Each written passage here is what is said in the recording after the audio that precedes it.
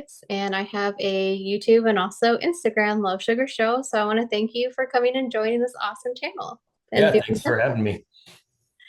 Yeah, pleasure is mine. The the first question I ask anyone that I interview is, how's everything going? It's going good. It's exciting. We're really happy to have the record done and have it start slowly creeping into the universe wherever it goes. And yeah, we're having a good time getting ready to play some shows and do all that. Well, that's awesome. It sounds like you have things like going on. That's pretty cool. Do you have any specific place you want it to go in the universe? I'm hoping like fans' hands and things like that. I don't know. I mean, anywhere where somebody might like it, I guess. I mean, we're pretty happy with it and want to share it with people. So hopefully the people that might dig it get a hold of it, I suppose. I can't think of anywhere in specific. The way the internet works now is it just goes everywhere like that. It's kind of strange to have people in Australia or wherever listening to it across the world. Oh, that's so funny. I have a Australian jacket on right now. Oh yeah, I didn't even notice it. So it sounds like you're really pleased with the album and you're really happy about how it came out. Can you kind of tell us a little bit about what makes your excitement behind it and why it's so awesome? Yeah, sure. The whole thing's just been a total whirlwind. We didn't really expect the whole relapse thing to happen to begin with, so that was just a huge, awesome shocker. Uh, Hmm. so just that alone was like just we're vibrating with excitement to like, oh my God, we're gonna put out a record. It's like one of our favorite label, and it's super cool, and everybody's super nice and working with us, and it all just came together on its own pretty organically, and even with the Hmm. art and music, lyrics, whatever. And so it's just been the whole thing's been super thrilling. Well, that's awesome. Can you kind of tell us like a little bit of more about how the relapse kind of happened? Pretty out of the blue. We just got a message from one of their production managers on Instagram. We had done a demo and in like two EPs, an EP and a split on our own. And then we just got a message. It was like, do you guys have any plans with any of this stuff? Like, I don't know why. And then they're like, well, we'd like to put it out. We're like, yeah, absolutely. We would love to do that with you. It just came totally out of the blue. Yeah. That's awesome. And for anyone else who's wondering, Relapse Records is the label. It's not a bad relapse. It's a good one. Yeah, yeah, no, certainly. It's probably the best relapse there is. Some great bands on there. Yeah, for sure. So, did any of the tracks surprise you in a way that they evolved from how it started to what it actually sounded like at the end of it? Yeah, actually, the two that are out now, Anapsin and Derelict, both started off like half speed, what they actually ended up coming to be. And they were like, oh, these are neat, whatever. And then they kind of just on their own evolved and like, what if we double timed it? Or what if we did this or cut this in half? And it felt aggressive and intense when we were doing it. But then when it got recorded, we were all kind of like, oh man, there's a lot of energy behind this that just kind of happened on its own. It feels like you're stuck inside a bulldozer. It's awesome. Um, so those two that are out now, and then there's a couple other ones that have some pretty good thrashy parts and stuff that even I was surprised on, that I'm pretty stoked about, just how the vibes came together, for the lack of a better term. Well, that's awesome. I have to ask though, is one of those like your favorite song? Me personally, I think the one that just came out today, Derelict, is my favorite one. It's just the Mhm. most fun to play, and I think it was the one lyrically that I enjoyed doing the most and kind of fit together, pieced together the best, where I'm most happy with it, I guess. So lyrically, you said it was a lot of fun too. Is it just because the lyrics went well together, or is it like something personal that you wrote about in the lyrics? Um, a little bit of column A, a little bit of column B, I suppose. I mean, a big part of it is how um, they do fit together and how it can tell a story in my own weird, vague way I like to do it. I like to not exactly have people know what I'm growling about. I'd rather kind of everybody choose their own adventure, and then the song is their own meaning to them. If I just tell you, it's way less exciting. But part of Yeah. that too is what syllables hit where and how they end up with the guitars and how they end up with drums. And sometimes it just happens. I wish I was smart enough to know what made it better or worse or fit in a way that I liked it every time. But that one just seemed to land where it landed in a way that was perfect for me. So it sounds like everything just kind of came together. Like this was a very smooth recording for the album. Yeah, it was. We recorded in Chicago at Bricktop Studios with Pete Grossman. Hmm. We know personally through other bands from years and years and years ago. Um, he's super easy dude, super professional, really good at what he does. And plus, there's only three of us in the band, so it's everything is extremely streamlined. It's actually kind of awesome. I don't know if I ever want to be in a band with more than three people ever again. It makes things so much easier scheduling wise and kind of amalgamating everyone's opinions and stuff. It's just there's way less bickering and back and forth, and it's easier to make everybody happy. So it goes faster. Yeah, it's funny. Different people have different opinions about that. Some people are like, oh, it's easier with more people. It's easier with no people. It's easier with, three people, for example. So it's really Yeah. cool that you mentioned that it's a lot easier because you guys can get your schedules together. Yeah. Oh yeah. So do you feel that this album reflects your growth as a band? Um, yeah, I think so. I think this record, compared to the other songs we have out there from the demo and the EPs, are a little more dynamic for us. Hmm. Say, I don't know the word I'm looking for here, but they're because nothing we do is really complicated or you know deep in music theory or anything theatric or cool. Like, we're just kind of blockheads figuring it out. But this one for us does feel a little more dynamic, a little thicker in like a creative sense. There's just more going on. And I do feel like there's a lot more energy and feeling coming out of it. I think the songs like can definitely help make you emote a certain way more so than the other ones. I don't know if the other ones were more phoned in or we just found our sound or what it is, but I do feel like this one has a lot more to that as far as making people feel things. Do you think anything has changed since the last thing that you released? Like, is there more something personal that happened, or you guys just decide, hey, let's do this on this album?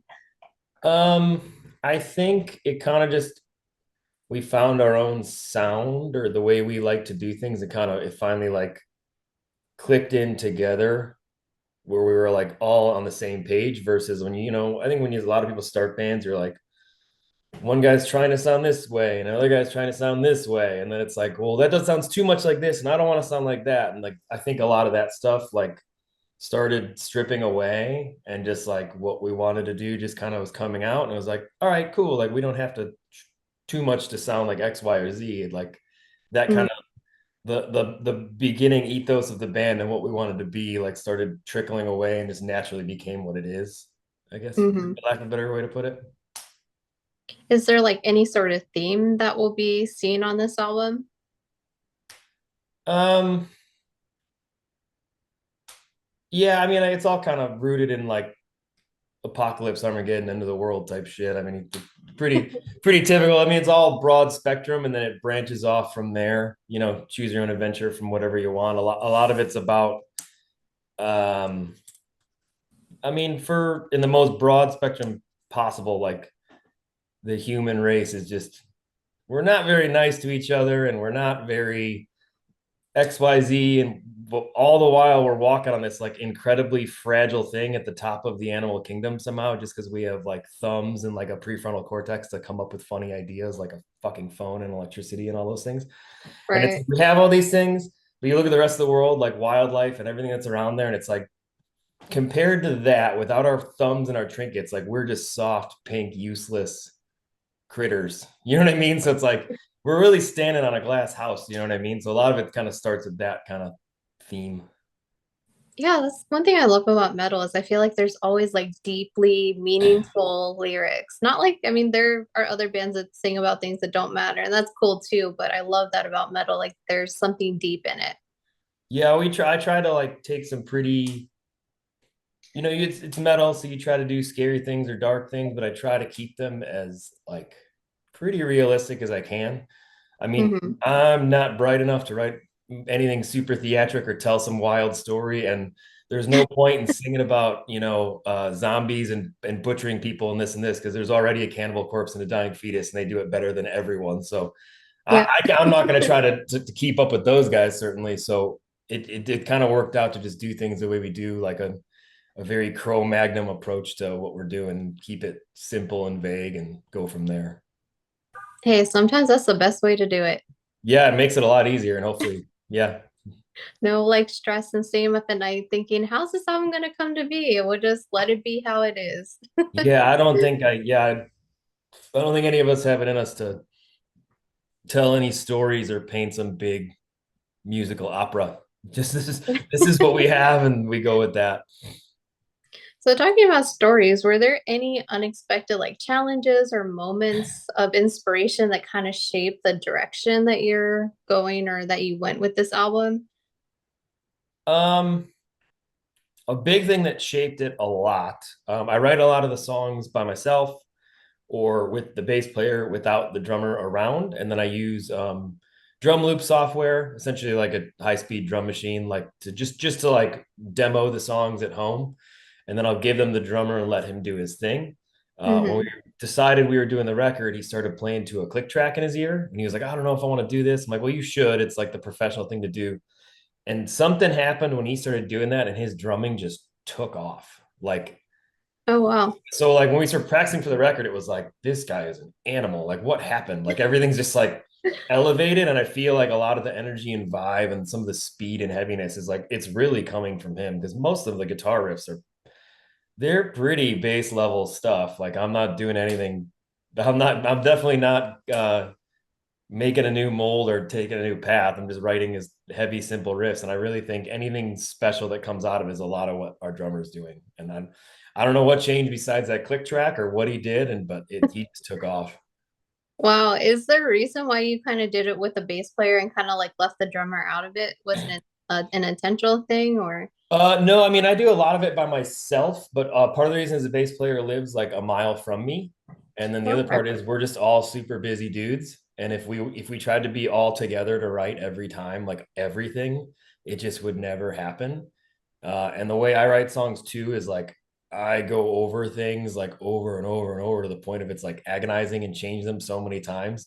It's just easier rather than torturing my bandmates to like demo it at home and listen to it a bunch and then change it and then go back. And that way they can like just hear the close to end idea or presentation I want, and then they can add their things or move things around or have their say because it is a band. Everybody's involved in it, but that way they can skip out all my hysterics that I do alone.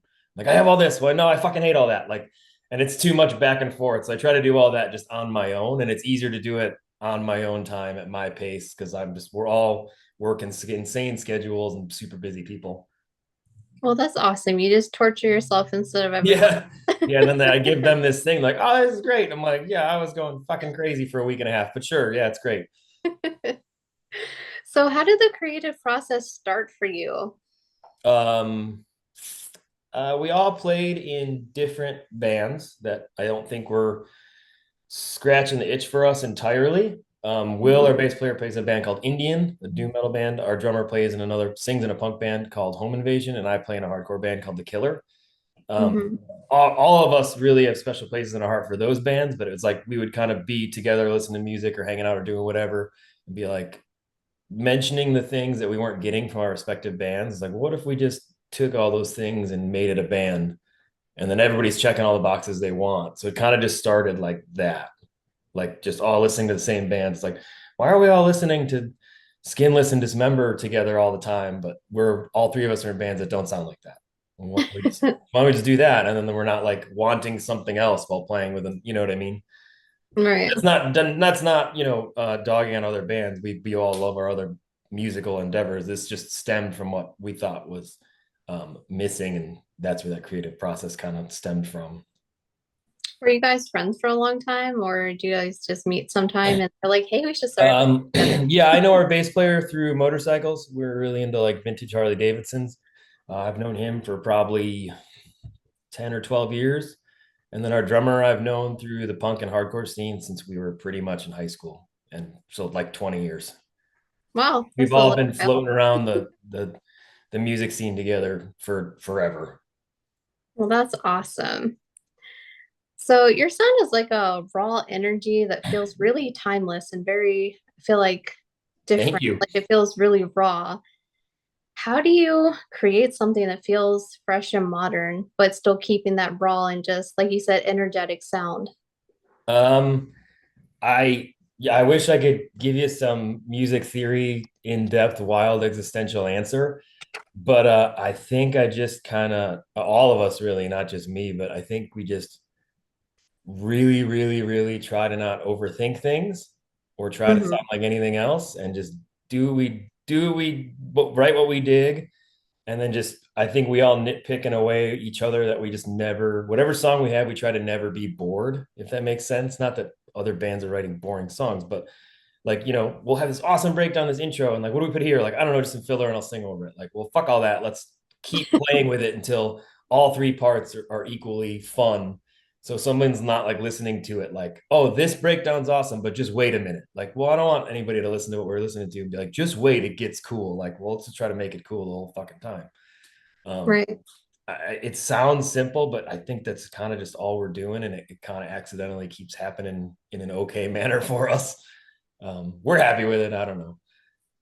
Well, that's awesome. I think that's great because especially nowadays, it's like, people want something that's like, I need to hear it. I don't want to wait and listen to the full song. But when the whole song is good, it captures you in that first few seconds. So you're like, okay, I'm gonna listen to a little more, and you're like, wow, this song is amazing. Yeah, I mean that's really. I just don't want anybody to. Not anybody. I don't want to be bored with the music that I write. Like I want to. Right. If I hear it, I don't want to be like, yeah, just fast forward. I've heard this, or you know what I mean. Just try my best to not be bored. And so far, it looks like it's come to be its own fresh thing. I don't know how that happened, but we'll certainly take that as a huge compliment. We appreciate that. Thank you. Yeah, no problem. I'm sure that's really important for you because I'm sure you probably listened to the album quite a few times as well. Yeah, too many times. Way too many times. And I know you mentioned at the beginning that you guys were going to play some shows and things like that. Can you kind of tell me a little bit more about that and where people can see you guys playing if you have anything? Yeah, we are total slackers, but we want to play everywhere. So if anybody's watching would like to book us, please. We would love to play wherever it is. But right now we just have a record release show in Chicago at Reggie's Rock Club with an awesome other Chicago band called Molder. It's their record release show as well. They're like a death metal thrash kind of act. They're awesome dudes, great band, with a couple other bands that are on tour that are going to play it too. Otherwise, it's all way booked right now. We're kind of have a few things in the work in and around the Chicagoland area, but that's it so far. Is there anything that you'd like to do in the future besides, I guess, play more shows, or are you guys going to start writing a new album, just kind of chill for a little bit? Um, Both. We would really like to travel a little bit and play the songs outside of Chicago. If people seem to dig that, it'd be really cool to float around somewhere outside of our hometown and play. And then, I mean, I'm really into writing records, so I'm already kind of tinkering with the new one, but I'm trying to not get ahead of myself because this one's only been heard by a handful of people so far. So I'm trying not to get too far ahead of myself. But yeah, I'm pretty excited to start the next one. And hopefully you're wanting shows that's, in a little bit warmer place because I know Chicago gets pretty cold in the winter. Yeah, it's just starting to now. It's just starting to get, it starts off cold and then it gets unbearable in January, February, but it's all we know, so it is what it is. It's fine. I wouldn't know how to be anywhere else. So if we get lucky to take some vacations to play shows, then awesome. If not, oh well.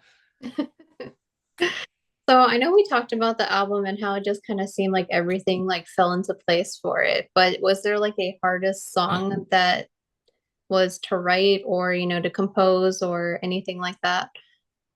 Um, I mean, they were all challenging in their own right. A lot of them get like half done and then shelved for a little bit because I'm just tired of hearing it, or I come back to it and then you hit I hit a wall and I just can't work through it, so I just walk away. Like whatever, I'll do this later. I don't care. And then like eventually, just you come back and it finds its place. So I don't know if any of them were particularly challenging. Towards the end, finishing all the lyrics became a little difficult because there's 9 songs on the record. Well, 10 with an intro, but 9 full songs. Mm-hmm. And I think we went in with 6 of all the lyrics like done in place, but there were still 3 more that all had like half lyrics and they weren't placed where they went in the song. And putting them where they go in the song is my least favorite part. And I just like Mm-hmm. in the studio was like, yeah, I'll get to that, or I'll figure it out. And like, finally, our drummer and the bass are like, all right, let's just do this. Like, and it was fine, but some of that became pretty challenging. It's like I'm just so done putting words to music and this and this, and hopefully you can't tell which ones those are. But I'm happy with all the lyrics. But yeah, it was challenging to keep like, in a rush, putting them where they should go. Well, not a rush, but Yeah, I figure hear where they you. go. And because you're doing it, not on the spot, but you're doing it and you're like, okay, well, are we happy with this? Because they're gonna live there, you know, in the internet for however long. Yeah, it's only forever, so it's not too big Yeah, of a deal. whatever. Is it, You know, I think it was challenging just because you're like, okay, I'm almost done, and but there's like a few more songs left, or was it just hard placing the lyrics like in the music itself? um, it was hard because it just kind of accidentally got pushed the wayside. Because like Mhm. once we got all most of the music done, because we from signing with Relapse to like recording took quite a few months because it kind of came out of nowhere and we were kind of dragging ass writing songs. So once we got Mhm. close, like let's schedule this recordings. I want to get in the studio, and then once we got in the studio, we were so focused on doing those things, being happy with sounds and everybody's takes and what they're doing and whatever, and you just start like enjoying the studio experience, putting it all to recording and bouncing around and whoever's doing whatever. You're like, oh man, we still got to do these other things. And like, fuck, I'm like, oh, I don't want to do that right now. I'm having fun doing this, like I'm done making things up. I'm just here to record them now. So I think it was more of that than anything. Well, that's cool. It's kind of like when you bake a cake or something. It's awesome to eat, but then you realize you have to clean up everything after. That's Exactly. the Yeah. fun. Like, I got a couple more little things and then we're done, but I'm already doing this cool shit. So I'll get to it later. And then like, oh man, I got to do that like now. So none of it was like an afterthought. It was just written in a different environment versus like, quietly at my own pace at home versus like, okay, Mhm. it's like 80% done. Okay, yeah. And then it's like people watching you and whatever when you're doing it because I'm sitting there while somebody's recording trying to finish it. Yeah. But otherwise, most of the music was pretty straightforward. I mean, we don't write songs that are hard enough to be challenging. I think I think our drummer has a hard time because it's a lot and it gets tiring and he just can't not go 1,000 miles an hour all the time. So I think he probably had the hardest time because his instrument is physical. Yeah. We can sit there and do this all day playing guitar, whatever, and he's just sweating in this little live room by himself, getting told to do it again, do it again, do it again. Sounds fun. Yeah, he seemed to enjoy it. I don't know. Drummers are a special breed, man. Not for me. Very true. So where did the idea come for, I guess, the album title? And then we also have the album background as well. Um, the background came from because doing art, like visual art, none of us had a lot of hard opinions, and we were kind of struggling with what to put there.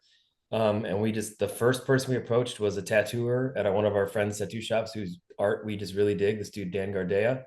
He's got awesome flash, awesome tattoos. He's super into like horror and scary stuff. And we just kind of went to him expecting him, because we're going to go and be like, hey, we're doing this record. Here's like minimal to no direction. Knock it out of the park. See you later. So we thought he was going to be like, go to hell. Like, you need to tell me what you want. And we went with him. I'm like, here's these lyrics. Here's these themes.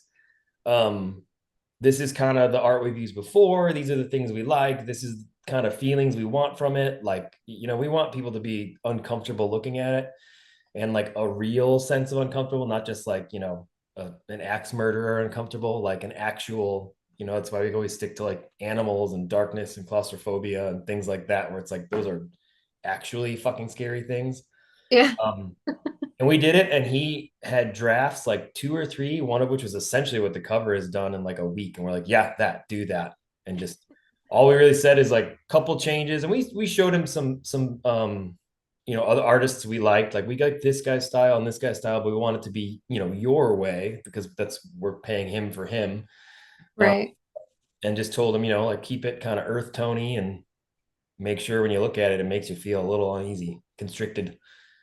Hmm. And then as far as the album title goes, it's just a lyric from one of the songs. It's in Derelict that kind of encompasses a lot of the feelings and vibes from it. But like I said, I don't like divulging too much about the lyrics because I think it'll take away from a lot of what people take from it. You just know what it is. It's like, oh, this is just this dude singing about XYZ instead of like, I don't know what it's about. And then Yeah. each person has their very own specific meaning if they're listening to music like tweakers like we are, uh like that. I feel like it's a choose your own adventure type thing. It's like a Tarantino movie where he never tells you what's in like the briefcase in Pulp Fiction or whatever. Like Yeah. he tells you what's in there, it's just that in the briefcase. If he doesn't, then all of us have a different idea of what it is and why, and it makes it personal to you. Like, because however, Yeah. whatever you think opaque fixation means is your own wavelength that's probably going to vibe off of what's happening in your life or what's going on with you or how you interpret XYZ. But somebody else is going to have a completely other idea. I don't know. I kind of dig people having their own thing of it. If I just tell you, it's like, then it's just the Gene show. Like, this is dude crying about whatever, you know? So I try not to divulge too much. So I can't tell you too much beyond that. It gives people to something to fight about on the internet too. Yeah, people love being rude to each other on the internet. It's spectacular. But so I have kind of a fun question for you. If you could go back in time and play this album for your younger self, how do you think you would react? Oh man, I don't know.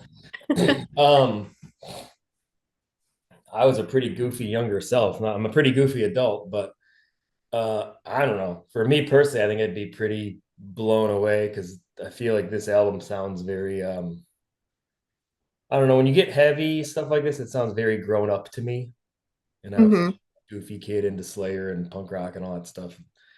I'm not sure. I think I'd be blown away at how that I was singing. I didn't know I had that in me till we did the demo.